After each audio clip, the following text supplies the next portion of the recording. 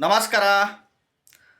ಹೊಸದಾಗಿ ವಿಡಿಯೋ ನೋಡ್ತಾ ಇದ್ದವರು, ಮೊದಲನೇ ಬಾರಿ ವಿಡಿಯೋ ನೋಡ್ತಾ ಇದ್ದವರು ಚಾನಲ್ ಸಬ್ಸ್ಕ್ರೈಬ್ ಮಾಡ್ಕೊಳ್ಳಿ. ನೋಡ್ರಿ, ತಂದೆ ತಾಯಿಗಳು ಕೋಟ್ಯಾಧಿಪತಿಗಳಾಗಿದ್ದರೆ ಮಕ್ಕಳು ಆಬ್ವಿಯಸ್ಲಿ ಕೋಟ್ಯಾಧೀಶ್ವರು ಆಗೇ ಆಗ್ತಾರೆ.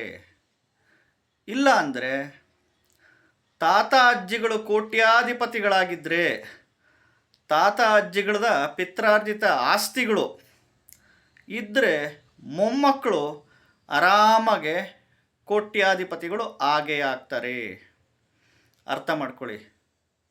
ಇಲ್ಲಪ್ಪ ಅಂತಂದರೆ ಒಬ್ಬ ಮನುಷ್ಯ ಕಷ್ಟಪಟ್ಟು ಬೆವರು ಸುರಿಸಿ ಉದ್ಯೋಗ, ವ್ಯಾಪಾರ, ವ್ಯವಸಾಯ, ರಾಜಕೀಯದಲ್ಲಿ, ಚಲನಚಿತ್ರರಂಗದಲ್ಲಿ, ಫಿಲಮ್ ಲ್ಯಾಂಡಲ್ಲಿ, ಕೈಗಾರಿಕೋದ್ಯಮದಲ್ಲಿ ಮುಂದೆ ಬಂದಿದ್ದಾನೆ ಅಂತಂದರೆ ತುಂಬ ಕಡಿಮೆ. ಒಂದು 100ಕ್ಕೆ 10% ಇಟ್ಕೊಳ್ಳೋಣ.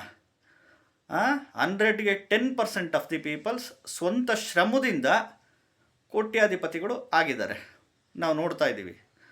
ಬಟ್ ಜಾತಕದ ಪ್ರಕಾರ ನೀವು ಕೋಟ್ಯಾಧಿಪತಿಗಳಾಗಬೇಕಪ್ಪ ಅಂತಂದರೆ ಎಸ್ಪೆಷಲಿ ನಿಮ್ಮದು ಕಟಕ ಲಗ್ನ ಆಗಿರಬೇಕು. ಕರ್ಕಾಟಕ ಲಗ್ನದಲ್ಲಿ ಜನಿಸಿ 2ನೇ ಮನೆ ಸಿಂಹ ರಾಶಿಯಲ್ಲಿ ಶುಕ್ರ ಕುಂತಿರಬೇಕು, ಅಥವಾ ಮಕರ ಲಗ್ನ ಆಗಿರಬೇಕು.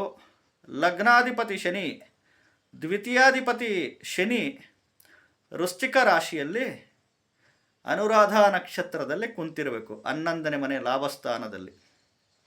ಇಲ್ಲ, ಥರ್ಡ್ ಆಪ್ಷನ್ನು, ಧನುರ್ ಲಗ್ನದಲ್ಲಿ ಹುಟ್ಟಿ 2ನೇ ಮನೆ ಅಧಿಪತಿ ಶನಿ, ತೃತೀಯಾಧಿಪತಿ ಶನಿ 11ನೇ ಮನೆಯ ತುಲಾ ರಾಶಿಯಲ್ಲಿ ಕುಂತಿರಬೇಕು.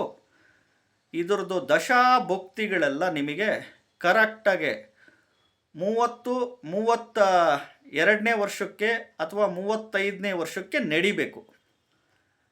ನಿಮ್ಮ ಆಯ್ಕೆಗಳು ಸರಿಯಾಗಿರಬೇಕು. ಉದ್ಯೋಗದ ಆಯ್ಕೆ, ವ್ಯಾಪಾರದ ಆಯ್ಕೆ, ಬಿಸ್ನೆಸ್ ಆಯ್ಕೆ, ಕೃಷಿ ವ್ಯವಸಾಯದ ಆಯ್ಕೆ, ರಾಜಕೀಯದ, ಚಲನಚಿತ್ರರಂಗದ ಆಯ್ಕೆಗಳು ಸರಿಯಾಗಿದ್ದರೆ ಖಂಡಿತವಾಗ್ಲೂ ನೀವು ಕೋಟ್ಯಾಧಿಪತಿಗಳು ಆಗೇ ಆಗ್ತೀರಾ. ಖಂಡಿತವಾಗ್ಲೂ ಆಗೇ ಆಗ್ತೀರಾ.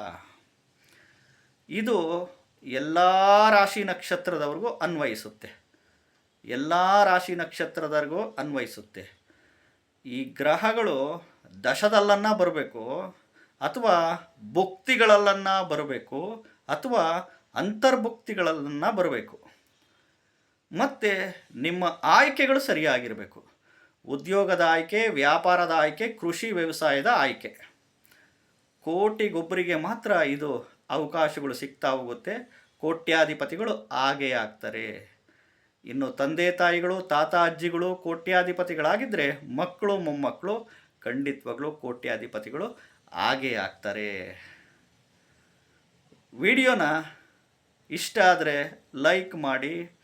ಹೊಸದಾಗಿ ವಿಡಿಯೋ ನೋಡ್ತಾ ಇದ್ದವರು, ಮೊದಲನೇ ಬಾರಿ ವಿಡಿಯೋ ನೋಡ್ತಾ ಇದ್ದವರು ಚಾನಲ್ ಸಬ್ಸ್ಕ್ರೈಬ್ ಮಾಡ್ಕೊಳ್ಳಿ. ನಮಸ್ಕಾರ.